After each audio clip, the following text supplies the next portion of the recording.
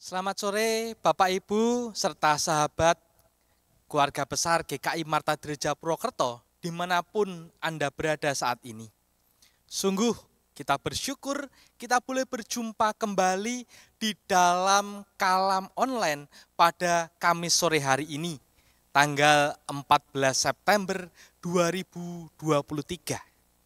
Nah, pada kesempatan kali ini kita akan bersama-sama merenungkan suatu tema, yaitu ketika Tuhan memilihku. Dan tema ini didasari dari bacaan Alkitab 1 Samuel pasal 10 ayat 17 sampai dengan ayat yang ke-27. Namun sebelum kita bersama-sama membahas lebih jauh tentang tema dan bacaan kita, di dalam kalam online sore hari ini, saya mengajak Bapak, Ibu, Saudara, para sahabat semua, kita nyanyikan pujian melayani, melayani lebih sungguh.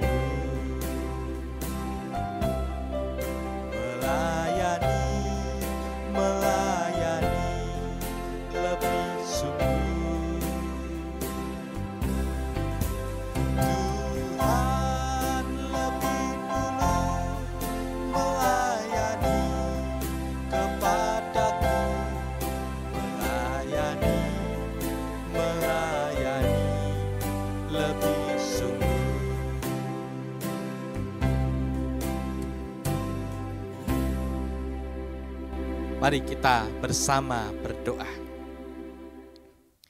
Ya Tuhan, inilah kerinduan kami di dalam hidup ini, tatkala kami rindu dan mau melayani Engkau dengan menuruti segala perintah-Mu dan menjauhi segala larangan-Mu. Ketika Engkau memilih kami mau memikul tanggung jawab menjadi pengikut-pengikut Kristus yang setia dengan melakukan segala hal yang telah Engkau teladankan di dalam kehidupan kami. Dan pada sore hari ini, kami mau belajar akan firman-Mu yang boleh menceritakan kisah bagaimana Saul dipilih oleh Allah untuk menjadi raja atas Israel. Dan kiranya melalui bacaan Alkitab sore hari ini, kehidupan kami boleh senantiasa dibangkitkan, disemangati senantiasa terus-menerus untuk melakukan dan menjalankan akan sabda firman-Mu. Oleh karena itu kami mohon kuasa Roh Kudus-Mu yang mengurapi atas kami masing-masing, supaya kami mendengar dan kami mampu memahami apa yang Tuhan perdengarkan kepada kami pada sore hari ini. Di dalam nama Tuhan kami Yesus Kristus, kami berdoa. Amin. Bapak, Ibu, serta saudara-saudara yang dikasihi oleh Tuhan Yesus Kristus, tema ketika Tuhan memilihku menjadi perenungan kita pada sore hari ini, dan kita akan bersama-sama membaca bacaan Alkitab nanti bagian demi bagian. Nah, Bapak, Ibu, saudara, tentunya dalam kehidupan kita, pasti kita pernah dipilih oleh seseorang ataupun oleh kelompok. Dan ketika kita dipilih, ada yang langsung menanggapi dan merespon secara positif. Namun ada pula mungkin di antara kita yang merespon secara negatif ketika kita tidak menjalankan tugas dan tanggung jawab kita, ketika kita dipilih oleh seseorang ataupun kelompok tertentu. Bagi kita yang masih duduk di bangku sekolah, ketika kita dipilih menjadi ketua kelas, sudahkah kita menjalankan tugas dan tanggung jawab kita dengan baik? Sebagaimana tugas dan tanggung jawab seorang ketua kelas. Ketika kita berada di tengah lingkungan masyarakat kita, dan kita dipilih untuk menjadi Pak RT atau Ibu RT, sudahkah kita menjalankan tugas dan tanggung jawab kita dengan benar, dengan baik, menjalankan tugas sebagai seorang RT di mana kita tinggal ataupun bermasyarakat di tengah kehidupan kita. Dan lebih jauh daripada itu, ketika kita dipilih untuk menjadi pemimpin-pemimpin di dalam jemaat, sudahkah kita menjalankan tugas dan tanggung jawab itu? Seringkali kita lari, seringkali kita kabur, seringkali kita tidak mengindahkan bahwa kita telah dipilih dan kita punya tanggung jawab untuk melakukan tugas-tugas itu. Nah, oleh karena itu pada sore hari ini kita akan bersama-sama belajar dari seorang Saul di dalam kehidupannya ketika dipilih oleh Tuhan untuk menjadi raja atas Israel. Mari kita akan bersama-sama membaca dari 1 Samuel 10 ayat 17 sampai 19 terlebih dahulu dan menjadi bagian pertama yang akan kita baca. Dikatakan demikian. Kemudian Samuel mengerahkan bangsa itu ke hadapan Tuhan di Mizpa. Dan ia berkata kepada orang Israel itu, "Beginilah firman Tuhan Allah Israel. Aku telah menuntun orang Israel keluar dari Mesir dan telah melepaskan kamu dari tangan orang Mesir dan dari tangan segala kerajaan yang menindas kamu. Tetapi sekarang kamu menolak Allahmu yang menyelamatkan kamu dari segala malapetaka dan kesusahanmu dengan berkata, 'Tidak, angkatlah seorang raja atas kami.' Maka sebab itu berdirilah kamu di hadapan Tuhan menurut sukumu dan menurut kaummu." Bapak Ibu Saudara, setelah bangsa itu meminta seorang raja, maka Samuel mengumpulkan bangsa itu yang mana di dalamnya Allah hadir dengan cara yang khusus. Sehingga dalam bacaan kita dikatakan bahwa mereka dikerahkan ke hadapan Tuhan. Di sini kita melihat Samuel bertindak atas nama Allah di tengah-tengah mereka. Dan dalam bacaan kita, Samuel menegur bangsa itu karena menolak pemerintahan Allah sendiri melalui nabinya. Dan justru mereka lebih memilih menginginkan pemerintahan seorang raja. Samuel mengingatkan kembali bangsa itu bagaimana mereka keluar dari tanah Mesir dan bagaimana Allah telah melepaskan mereka dari tangan segala kerajaan yang menindas mereka. Bukankah hal ini seharusnya membuat mereka bersukacita dan berbahagia? Lalu mengapa mereka masih menginginkan hal yang lebih daripada itu? Yaitu menginginkan seorang raja yang memerintah atas mereka. Apa yang dilakukan bangsa Israel ini sejatinya adalah menolak pemerintahan Allah yang telah melepaskan mereka dari segala malapetaka dan kesusahan. Oleh karena itu, mereka meminta seorang raja yang memerintah mereka, yang dapat mereka lihat dengan mata. Sehingga ketika mereka meminta seorang raja, kemudian Samuel meminta bangsa itu untuk berdiri di hadapan Tuhan menurut suku dan kaum mereka. Karena pada saat itu Samuel akan melakukan pengundian untuk menentukan siapa yang akan menjadi raja atas Israel. Mari kita baca bagian selanjutnya ayat 20 sampai dengan 22. Dikatakan demikian. Lalu Samuel menyuruh segala suku Israel tampil ke muka. Maka didapati suku Benyamin. Sesudah itu disuruhnyalah suku Benyamin tampil ke muka menurut kaum keluarganya. Maka didapati kaum keluarga Matri. Akhirnya disuruhnyalah kaum keluarga Matri tampil ke muka seorang demi seorang. Maka didapati Saul bin Kis. Tetapi ketika ia dicari, ia tidak diketemukan. Sebab itu ditanyakan pulalah kepada Tuhan, apa orang itu juga datang kemari? Tuhan menjawab, sesungguhnya ia bersembunyi di antara barang-barang.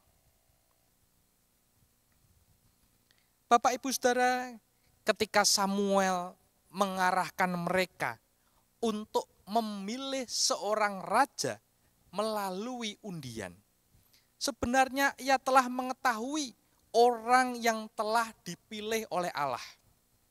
Dan bahkan kalau kita baca perikop sebelumnya, Samuel sudah mengurapi Saul.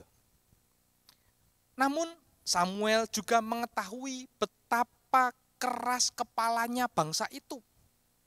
Dan bahwa ada orang-orang di antara bangsa itu yang tidak akan mau menerima pilihan itu jika hanya berdasarkan kesaksian dari Samuel semata. Nah, oleh karena itu, agar setiap suku dan setiap kaum dalam suku yang terpilih merasa senang karena memiliki kesempatan yang sama, maka Samuel memanggil mereka satu persatu berdasarkan suku dan kemudian kaum keluarganya. Dan kemudian Samuel mengadakan undi di dalam pemanggilan itu. Nah, dalam bacaan kita disebutkan suku Benyamin terpilih di antara semua suku yang lain. Dan dari suku itu terpilihlah Saul bin Kis. Dan dengan cara ini akan tampak jelas di hadapan bangsa itu, seperti yang telah tampak bagi Samuel, bahwa Saul lah yang ditunjuk oleh Allah untuk menjadi raja atas Israel. Sebab setiap keputusan undian yang dilakukan pada waktu itu, semuanya berasal daripada Tuhan. Dan undian yang dilakukan pada zaman itu bertujuan untuk mencegah semua perbantahan dan juga pertengkaran. Dan ketika Saul terpilih menjadi raja melalui undian itu, kemudian ia dicari, ia dipanggil. Namun menariknya, ia tidak diketemukan di antara suku dan kaum keluarganya yang berkumpul pada waktu itu. Tidak ada satu orang pun termasuk teman-teman dari Saul ini dapat menemukannya pada waktu itu. Sehingga mereka bertanya kepada Tuhan, apakah orang itu juga datang kemari? Dan Tuhan memberikan jawaban bahwa rupanya Saul pada waktu pemilihan itu sedang bersembunyi di antara barang-barang. Tentu kita bertanya-tanya, apa kira-kira yang membuat Saul tidak hadir dalam pertemuan yang begitu penting itu? Dan bukankah Saul sudah diurapi menjadi raja oleh Tuhan melalui Samuel? Dan saat ini adalah saat yang penting karena penunjukannya menjadi seorang raja akan dikukuhkan secara politis di hadapan bangsa itu. Karena sebelumnya Samuel mengurapi secara pribadi Saul untuk menjadi raja. Namun kali ini Saul dipilih, disaksikan melalui undian oleh bangsa itu. Nah, Bapak Ibu Saudara, setidaknya ada 2 dugaan kenapa Saul menarik diri pada waktu itu. Dugaan yang pertama, mungkin Saul berharap bahwa ketika ia tidak kelihatan dalam pertemuan itu, maka ia akan digantikan oleh orang lain menjadi raja. Atau dugaan yang kedua adalah Saul melakukan hal itu untuk menunjukkan kerendahan hatinya. Sebab berdasarkan hal yang terjadi sebelumnya, ia mengetahui bahwa harus dialah yang menjadi raja.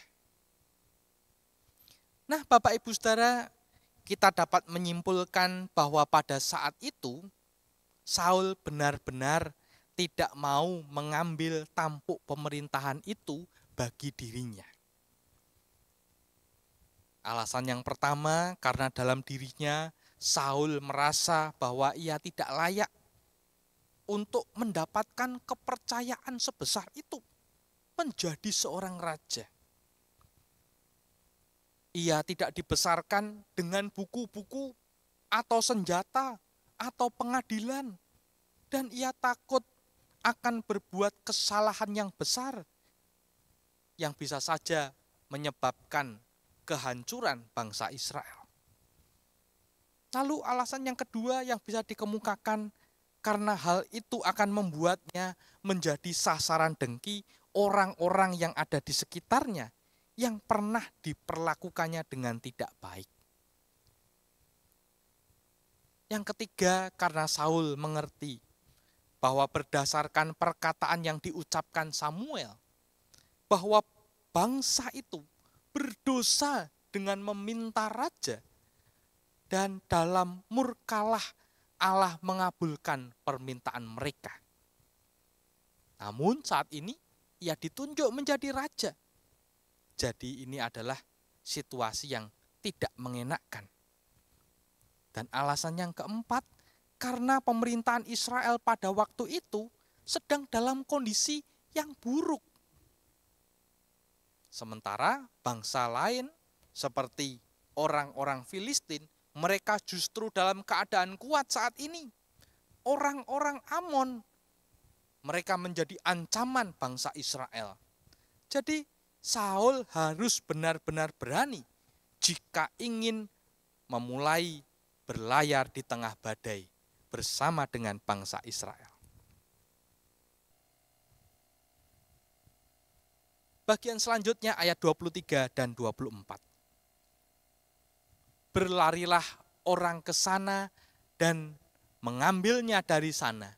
Dan ketika ia berdiri di tengah-tengah orang-orang sebangsanya, ternyata ia dari bahu ke atas lebih tinggi daripada setiap orang sebangsanya. Dan Samuel berkata kepada seluruh bangsa itu, kamu lihatkah orang yang dipilih Tuhan itu? sebab tidak ada seorang pun yang sama seperti dia di antara seluruh bangsa itu. Lalu bersoraklah seluruh bangsa itu demikian, hidup raja. Menarik Bapak Ibu Saudara yang dikasih oleh Tuhan.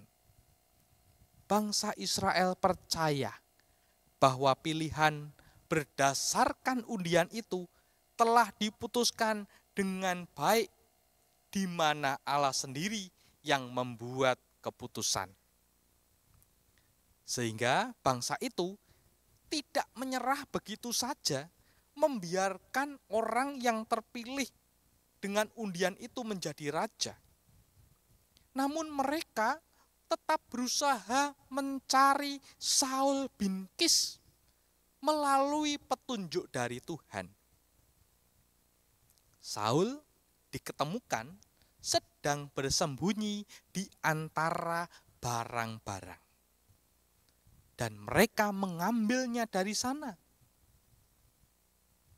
Kemudian Samuel memperkenalkan Saul ke hadapan bangsa itu. Dan mereka menerimanya. Saul tidak perlu naik ke atas meja atau penopang agar dapat terlihat. Saat berdiri di tanah yang rata bersama dengan yang lain, Saul terlihat di atas mereka semua. Sebab ia lebih tinggi daripada mereka semua dari bahu ke atas. Lihatlah, ujar Samuel, raja yang telah dipilih Allah bagimu, persis seperti yang engkau harapkan. Sebab tidak ada seorang pun yang sama seperti dia di antara seluruh bangsa itu. Yang penuh dengan keagungan di wajahnya dan keanggunan pada pembawaannya. Saul di dalam kerumunan itu seperti pohon aras di antara semak-semak. Biarlah matamu sendiri yang menilai. Bukankah dia seorang yang berani dan gagah perkasa? Kemudian bangsa itu menunjukkan persetujuan mereka atas pilihan ini dan penerimaan mereka atas Saul. Dikatakan bersoraklah seluruh bangsa itu demikian, hidup raja. Dengan kata lain, biarlah dia lama memerintah atas kami dalam kesehatan dan kemakmuran.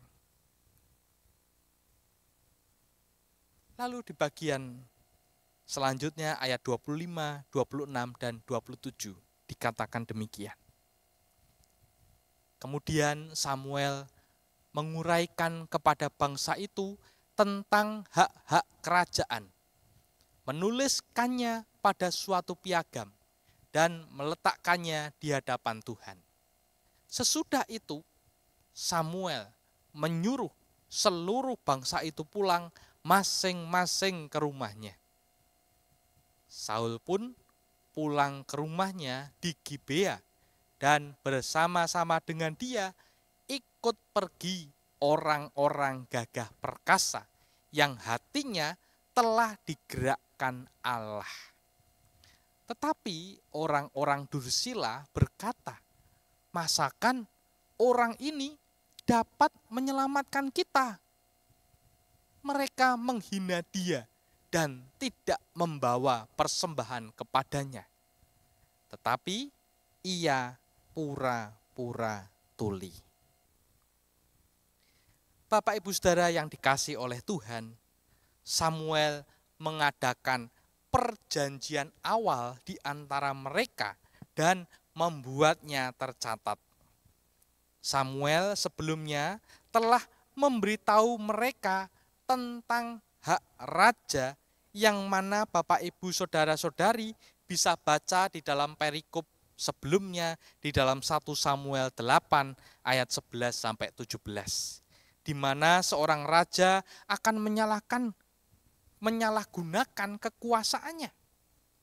Dan saat ini Samuel memberitahu mereka hak-hak kerajaan, atau lebih tepatnya hukum penghakiman atau undang-undang dasar. Nah, di dalamnya tertera kuasa yang dapat dituntut oleh raja dan harta milik yang dapat dimiliki oleh rakyat. Dia akan menetapkan batas-batas tanah di antara mereka, sehingga yang satu tidak akan mengganggu yang lain. Biarlah mereka saling memahami terlebih dahulu. Dan biarlah perjanjian mereka tetap hitam di atas putih, yang akan terus menjaga pemahaman yang benar di antara mereka sampai selama-lamanya. Nah, menariknya ada seorang cendekiawan, yaitu Uskup Patrick. Ia menduga Samuel itu mengulangi perkataan atau kalimatnya itu dalam rangka ia ingin menunjukkan perkara yang pernah dikatakannya di dalam 1 Samuel 8 ayat 11-17. Supaya perkataan ini ke depan dapat menjadi saksi terhadap mereka, bahwa mereka telah mendatangkan malapetaka ke atas diri mereka sendiri, sebab mereka sudah diperingatkan tentang hal-hal yang akan terjadi, tetapi mereka tetap ingin memiliki seorang raja atas bangsa mereka. Nah, Bapak Ibu Saudara, kesepakatan itu selesai pada saat perkumpulan itu dibubarkan. Samuel menyuruh seluruh bangsa itu pulang masing-masing ke rumahnya. Dan Saul pun juga pulang ke rumahnya di Gibea, di rumah ayahnya, dengan tidak sombong, tidak besar kepala, karena baru saja ia menjabat raja dari bangsa Israel. Tentu saja di Gibea, Saul tidak memiliki istana, tidak ada tahta, tidak ada pengadilan, tetapi kesanalah Saul pergi. Dan ketika mereka mempunyai seorang raja yang baru, tampaknya mereka tidak terlampau memikirkannya. Hal itu dinyatakan dengan informasi bahwa seluruh bangsa itu masing-masing pulang ke rumahnya. Jadi urusan rumah tangga mereka jauh lebih penting bagi mereka dibandingkan urusan masyarakat pada waktu itu. Nah, namun demikian kita dapat mengelompokkan ada dua tanggapan yang berbeda yang terjadi ketika Saul terpilih menjadi raja. Yaitu yang pertama adalah ada beberapa orang yang begitu setia sampai-sampai mengikuti Saul, yaitu orang-orang gagah perkasa yang hatinya telah digerakkan Allah. Bukan sekumpulan orang besar, tetapi sebuah kawanan kecil yang karena kesukaan mereka akan raja pilihan mereka sendiri, atau karena mereka memiliki akal sehat yang jauh lebih tinggi dibandingkan sesama mereka, untuk dapat menyimpulkan bahwa jika dia seorang raja, dia harus dihormati sebagai seorang raja. Dan baiklah kita ikut pergi bersama-sama dengan dia ke Gibea, ke rumahnya.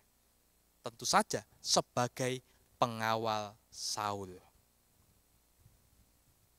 Mereka inilah orang-orang yang hatinya digerakkan oleh Allah. Dan dalam hal ini mereka menjalankan tugas menjadi pengawal-pengawal Saul. Dan tanggapan yang kedua adalah ada beberapa orang lain yang begitu mendendam kepada Saul sampai-sampai mereka ini menghina dia. Mereka adalah orang-orang dursila, orang-orang yang tidak mau memikul beban, memikul kuk, yang tidak akan pernah puas dengan perbuatan yang dilakukan Allah ataupun juga Samuel. Dikatakan mereka menghina dia, mereka menghina Saul karena rendahnya suku dan kaum Saul, karena kecilnya milik pusakanya, dan karena terkucilnya pendidikannya juga. Mereka merendahkan Saul. Orang-orang Dursila ini berkata dengan entengnya, masakan orang ini dapat menyelamatkan kita? Namun ketika mereka mengatakan itu, mereka sendiri tidak mengajukan orang yang lebih mampu untuk melakukannya. Lagi pula siapapun raja yang nantinya akan terpilih, mereka juga tetap akan menolak. Karena mereka adalah orang-orang Dursila, orang-orang yang jahat. Namun demikian, kita bisa melihat dari bacaan Alkitab kita, Saul tidak menanggapi perlakuan buruk dari orang-orang Dursila itu. Justru Saul berpura-pura tuli. Saul sama sekali tidak marah atau jengkel atas perlakuan orang-orang Dursila itu kepada dirinya. Sampai-sampai tampaknya Saul ini tidak terlalu mempedulikan apa yang mereka katakan. Hal inilah yang menjadi bukti kerendahan hati dan kesahajaan dari Saul, serta bagaimana menunjukkan wataknya yang penuh dengan belas kasihan. Namun hal ini juga menunjukkan bahwa ia benar-benar yakin dengan penunjukan sebagai seorang raja yang telah dipilih oleh Allah sendiri. Nah, Bapak Ibu Saudara, bagaimana dengan kehidupan kita ketika kita dipilih? Marilah kita belajar hal yang baik dari Saul melalui kisah ini. Ketika Tuhan telah memilih saudara dan saya untuk menempati pelayanan atau jabatan tertentu dalam kehidupan kita, baik bermasyarakat ataupun di dalam kehidupan pelayanan di gereja, maka saudara dan saya harus berani memikul tanggung jawab yang diberikan kepada kita. Karena sesungguhnya semuanya itu atas perkenanan Allah ketika Tuhan memilih kita, yaitu saudara dan saya.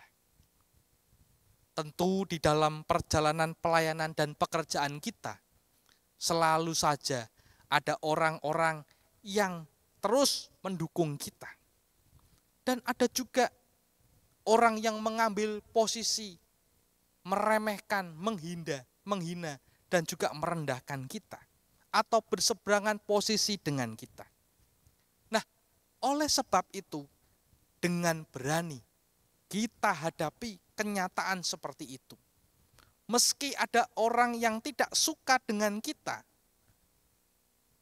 marilah kita belajar dan berusaha untuk tidak terfokus pada segala perkataan yang tidak baik itu, yang justru akan merusakkan hidup kita.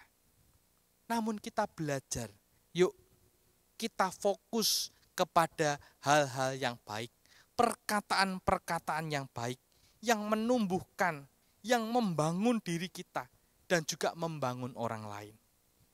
Nah, sehingga dengan jalan demikian, Bapak Ibu Saudara, ketika kita dipilih oleh Tuhan, maka kita terus memiliki semangat yang terus berkobar-kobar dan menyala-nyala, dan tidak menjadi kendur. Dan kita bisa terus memberi yang terbaik bagi Tuhan melalui kehidupan kita yang seturut dengan sabda firman-Nya. Maukah saudara melakukan semuanya itu? Ketika kita katakan, aku mau Tuhan, maka Roh Kudus yang akan memampukan saudara dan saya untuk melakukannya secara nyata dalam kehidupan ini. Tuhan memberkati kita. Amin. Mari kita berdoa. Bapa di sorga, kami mengucap syukur atas sabda firman-Mu pada petang sore hari ini. Kami mohon ya Tuhan, ketika Engkau memilih kami senantiasa terus dimampukan oleh kuasa Roh Kudus, supaya kami yang lemah, kami yang tiada berdaya dan terbatas akan pengetahuan dan kemampuannya, dapat dimampukan oleh Tuhan menjalankan segala tugas dan tanggung jawab yang Tuhan anugerahkan dalam kehidupan kami. Sehingga dengan jalan demikian, hidup kami boleh senantiasa membawa perubahan-perubahan yang baik di dalam kehidupan ini. Kami berdoa untuk para peserta kalam online pada sore hari ini. Tuhan yang juga memberkati kehidupan mereka di tengah keluarga, di tengah pekerjaan, di tengah pelayanan.